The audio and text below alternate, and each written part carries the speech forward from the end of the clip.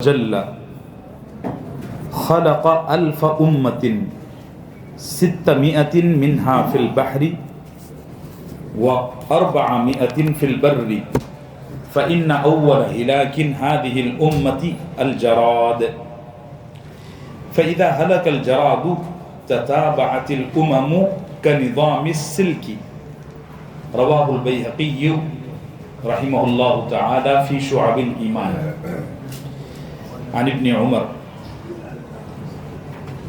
عن عمر رضی اللہ عنہ صدق اللہ العظیم وصدق رسولہ النبی الکریم۔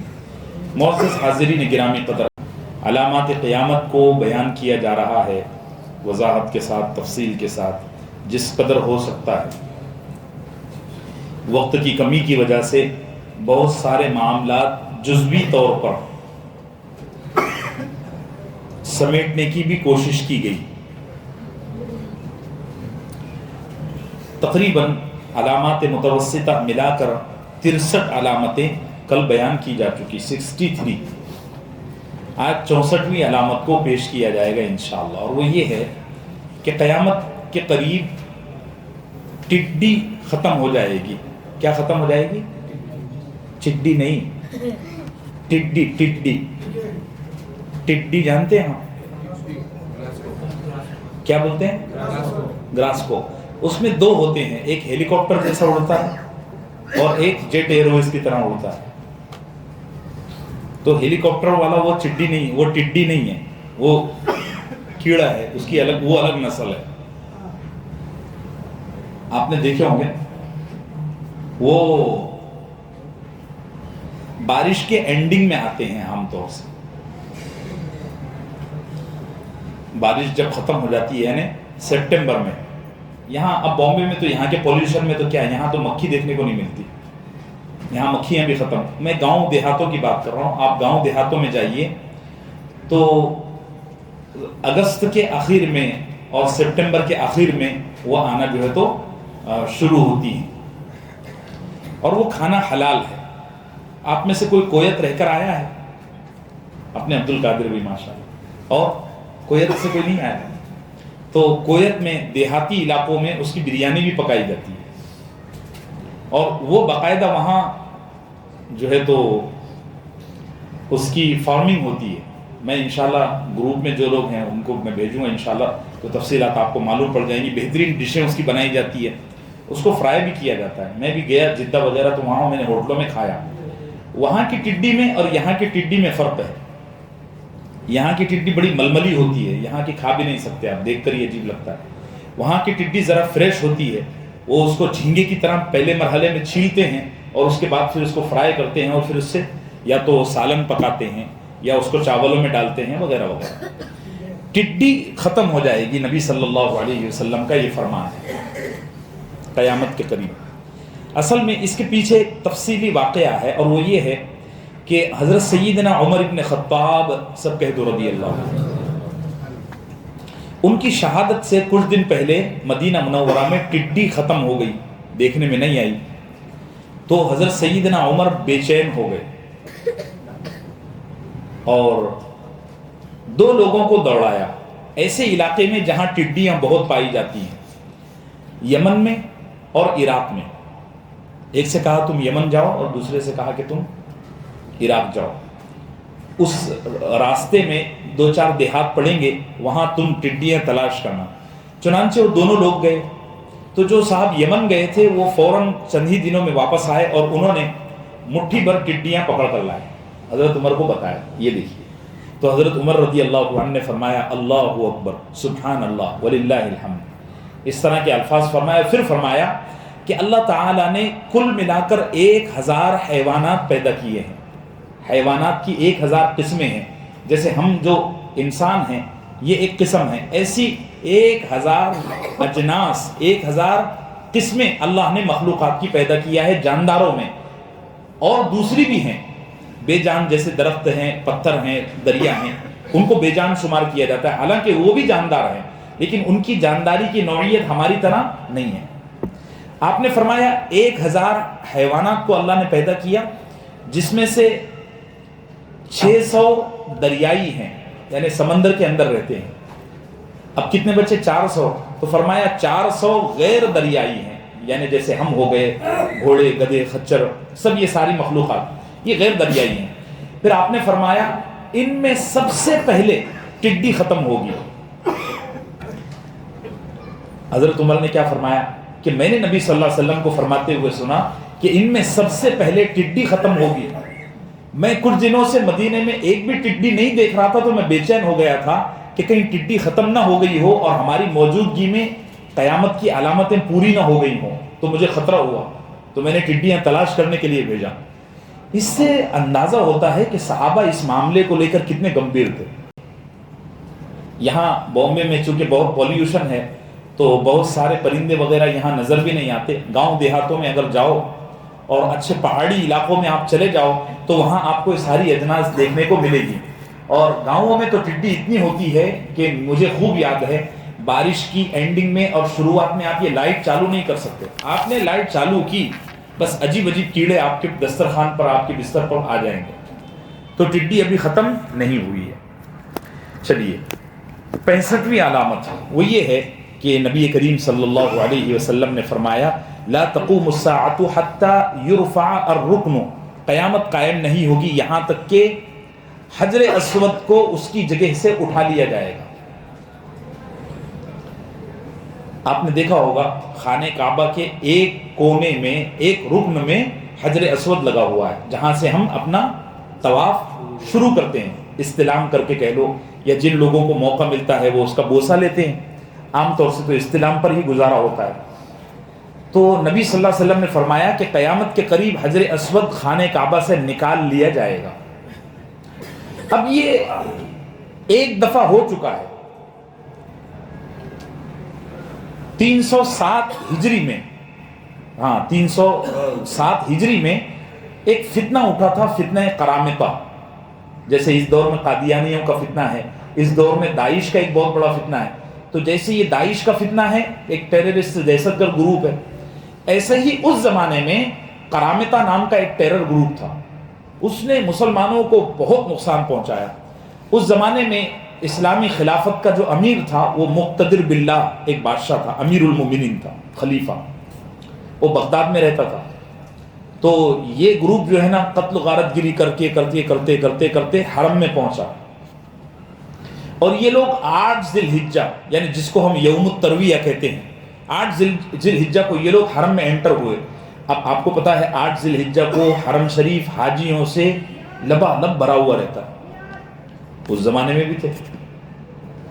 تو ان ظالموں نے کیا کیا کہ جتنے حاجی بیچ میں آئے سب کو شہید کرنا شروع کیا، دڑ دڑ دڑ دڑ دڑ۔ اور یہ ایسے سنکی تھے کہ انہوں نے جتنے حاجیوں کو شہید کیا تھا ان کی بڑی تعداد کے سر اٹھا کے اس میں زمزم کے کنویں میں ڈالے، بڑا نقصان ہوا۔ پھر دوسرے جو حاجی بچے تھے وہ بیچارے بھاگ گئے، فرار ہو گئے جان بچا کے، اور مکے کے حرم کے اطراف میں جو گھر تھے انہوں نے اپنے دروازوں کو قفل لگا لیا۔ پھر انہوں نے دیکھا کہ اب نقصان پہنچانے کو کوئی چیز بچی نہیں، یہ سنکی لوگ تھے، تو انہوں نے حجر اسود اس کی جگہ سے اکھاڑ لیا۔ اس زمانے میں حجر اسود جو ہے نا ایک ثابت پتھر تھا، ابھی حجر اسود ثابت نہیں ہے، وہ کل 5 ٹکڑوں میں بٹا ہوا ہے۔ انہوں نے کیا کیا کہ حجر اسود کو اکھاڑ لیا، اور اس زمانے میں اللہ جزائے خیر دے آل سعود کو، ان کے اچھے کام بھی ہیں برے کام بھی ہیں، اللہ اچھوں کو قبول فرمائے بروں سے معاف فرمائے۔ حاجیوں کی انہوں نے بڑی زبردست خدمت کی ہے، ہزاروں سال میں ایسی خدمت حاجیوں کی کسی بادشاہ نے، کسی فیملی نے نہیں کی ہے، یہ اللہ نے ان کو چنا ہے اس کام کے لیے۔ تو آل سعود نے حجر اسود کو اب کعبے میں ایسا جڑ دیا ہے کہ اب کچھ بھی ہو سکتا ہے مگر حجر اسود وہاں سے نکالے نہیں جا سکتے۔ اس کو پتھروں میں پرویا ہے اور اس پر چاندی کو ڈھالا ہے۔ اب وہ اتنا مضبوط ہے کہ وہ دیوار گر جائے گی مگر وہ پتھر نہیں نکلیں گے۔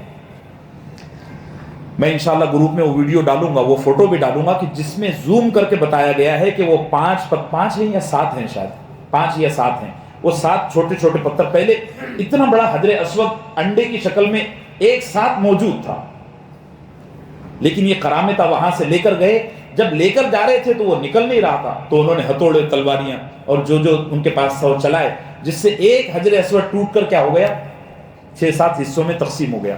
وہ پتھر کمبخت یہ اٹھا کر پھر اپنے ملکوں میں اپنے شہروں میں لے کر گئے اور 20 سال ان کے پاس وہ رہا، یعنی 20 سال خانہ کعبہ میں حجر اسود نہیں تھا۔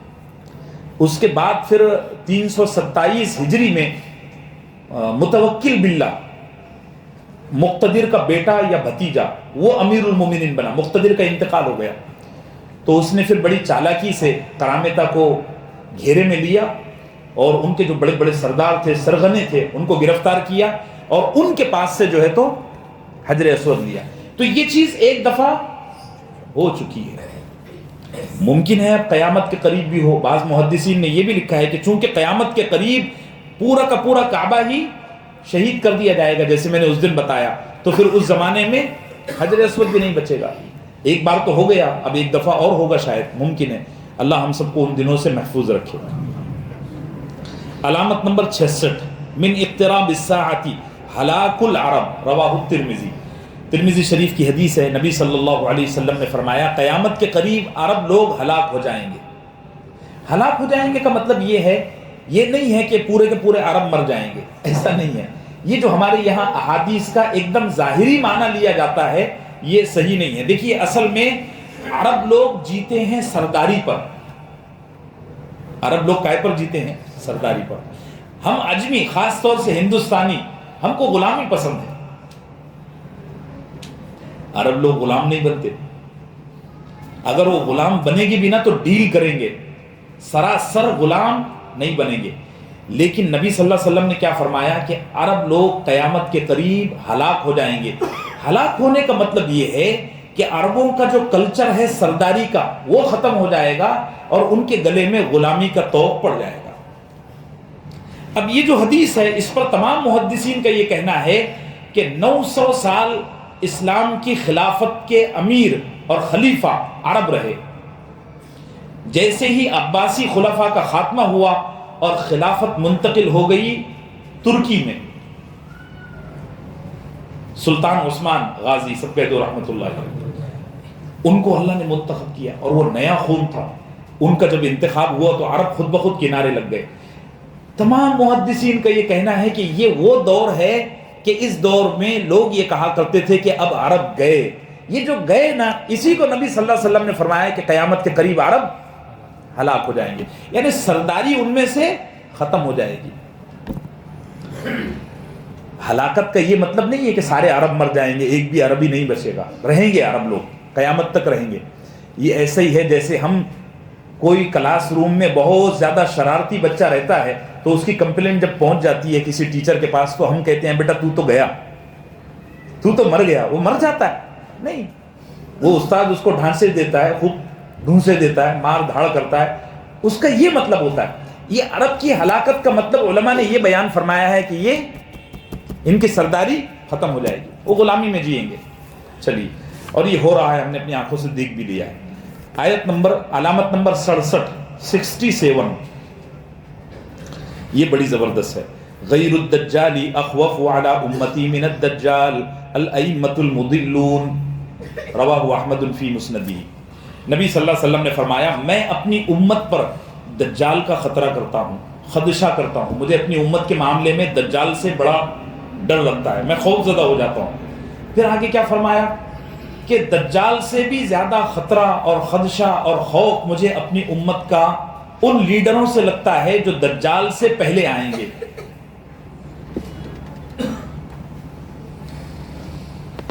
اللہ ہماری ایسے لوگوں سے حفاظت فرمائے۔ یہ آ چکے ہیں۔ دجال کے ظہور سے پہلے پوری دنیا میں ایسی لیڈرشپ آئے گی جو انسانوں کے لیے فیصلے کرنا انتہائی مشکل کر دے گی، اور اس قدر تلبیس کا، اس قدر دھوکے کا اور اس قدر ملاوٹ کا معاملہ رہے گا کہ پہچاننا مشکل ہو جائے گا کہ کون حق ہے اور کون باطل ہے۔ اللہ ہم سب کو ایمانی بصیرت عطا فرمائے، اللہ ہم سب کو ایمانی بصیرت عطا فرمائے، ہماری آنکھوں میں اللہ ایمان کا نور نصیب فرمائے۔ ابھی پوری دنیا میں یہی چل رہا ہے، اور یہ جو نئی جنریشن ہے نا جس کو ہم لوگ جین زی بول رہے ہیں، یہ جنریشن نے ناک میں دم کر کے رکھا ہے۔ پچھلے 15-20 سالوں سے آپ دیکھیے اسی جنریشن نے ان ظالم حکاموں کو پوری دنیا میں سر پر چڑھایا۔ اچھا یہ جو جنریشن ہے نا، یہ ظاہر پرست ہے. یہ کیا ہے؟ ظاہر پرست ہے. ایک نعرہ دے دو یہ سب اس کے پیچھے بھاگتے ہیں. اسلامک ورلڈ میں اسلام کا نام لے لو، پیچھے چاہے جتنی دھوکہ دھڑی ہو، بس اسلام کا نام لے لو، 1000-2000 چھوکرے آپ کا ساتھ دے دیں گے. یہ لگے ہیں قتل و غارت گیری پر. علامت نمبر 68، نبی صلی اللہ علیہ وسلم نے فرمایا ترقی کرنے کے لیے بدکاری کرنا لازم ہو جائے گا. کیا زبردست ہے، کیا خوفناک ہے. یہ بھی روایت مسند احمد کی ہے، حضرت ابو ہریرہ راوی ہیں. نبی صلی اللہ علیہ وسلم نے فرمایا قیامت کے قریب تم دیکھو گے کہ کوئی آدمی ترقی کرنا چاہے گا تو اسے یہ کہا جائے گا ترقی کرنے سے پہلے یہ حرام کام کرنا پڑے گا آپ کو. یأتی علی الناس زمان یخیر فیہ الرجل بین العجز والفجور. آپ نے فرمایا عاجزی اور فاجری دو چیزیں آپ کے سامنے پیش کی جائیں گی کہ یا تو گناہ کر لو اور یا پھر نوکری چھوڑ دو. آپ نے پھر فرمایا فمن ادرک ذلک الزمان فلیختر العجز علی الفجور. جو شخص اس زمانے کو پہنچ جائے تو میں اس سے گزارش کرتا ہوں، یعنی کون؟ نبی کریم صلی اللہ علیہ وسلم. میں اس سے گزارش کرتا ہوں کہ وہ عاجزی کو اختیار کر لے، عجز کو اختیار کر لے فاجری کے مقابلے میں. اللہ ہم سب کو استقامت نصیب فرمائے. اب یہاں بول رہے ہیں تو بڑا آسان لگتا ہے، لیکن جب حالات آتے ہیں نا تو اچھے کے قدم ڈگمگا جاتے ہیں. ایسا بہت ہو رہا ہے، بہت ہو رہا ہے، بہت ہو رہا ہے. اس زمانے میں برا کام کرنا آسان ہے، اچھا کام کرنا بہت مشکل ہے، بہت مشکل ہے، بہت مشکل ہے. حالانکہ دنیا بولتی ہے کہ اچھا کام کرو تو اچھا بدلہ ملے گا، بدلہ تو اچھا ہی ملے گا، مگر حالات بڑے خوفناک آتے ہیں. اللہ ہم سب کو آزمائشوں سے محفوظ رکھے. چلیے.